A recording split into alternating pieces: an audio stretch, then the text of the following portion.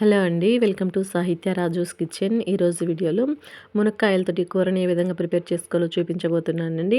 ఈ మునక్కాయ కూరని ప్రిపేర్ చేసుకోవడం కోసం ముందుగా గ్యాస్ ఆన్ చేసి ప్యాన్ పెట్టుకొని అందులో 2 టేబుల్ స్పూన్ల వరకు ఆయిల్‌ని వేసుకొని బాగా వేడవనివ్వండి. ఇప్పుడు ఇందులో 1 స్పూన్ తాలింపు గింజల్ని, 2 రెమ్మల కరివేపాకుని, 2 ఎండుమిరపకాయలని, 2 పచ్చిమిర్చి చీలికలు వేసుకొని ఇలాగ దోరగా వేయించుకున్న తర్వాత ఇప్పుడు ఇందులో 1 స్పూన్ అల్లం వెల్లుల్లి పేస్ట్ వేసుకొని పచ్చివాసన పోయేంత వరకు వేయించుకోండి. ఇలా అల్లం వెల్లుల్లి పేస్ట్ పచ్చివాసన పోయేంత వరకు వేయించుకున్న తర్వాత 2 మీడియం సైజ్ ఆనియన్‌ని ఇలా మిక్సీ వేసుకొని ఆనియన్ పేస్ట్‌ని వేసుకొని ఈ ఆనియన్ పేస్ట్ కూడా పచ్చివాసన పోయేంత వరకు బాగా ఫ్రై చేసుకోండి.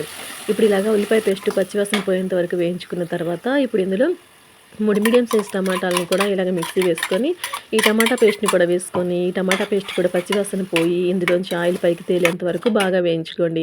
ఈ ఉల్లిపాయ కానీ టమాటా కానీ పచ్చివాసన పోయేంత వరకు వేయించుకుంటేనే మనకి కూర అనేది చాలా టేస్టీగా ఉంటుందండి.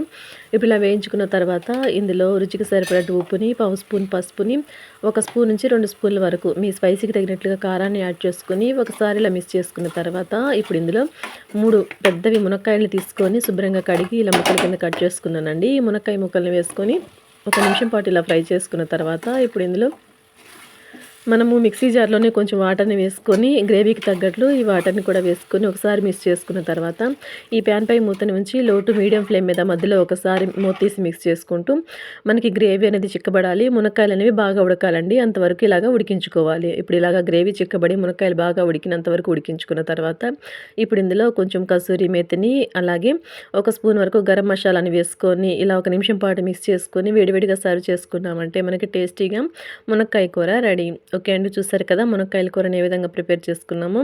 ఈ రెసిపీ మీకు నచ్చినట్లయితే వీడియోకి ఒక లైక్ చేసి మన ఛానల్ని సబ్స్క్రైబ్ చేసుకుని పక్కన బెల్ సింబల్ని క్లిక్ చేయండి. Thanks for watching.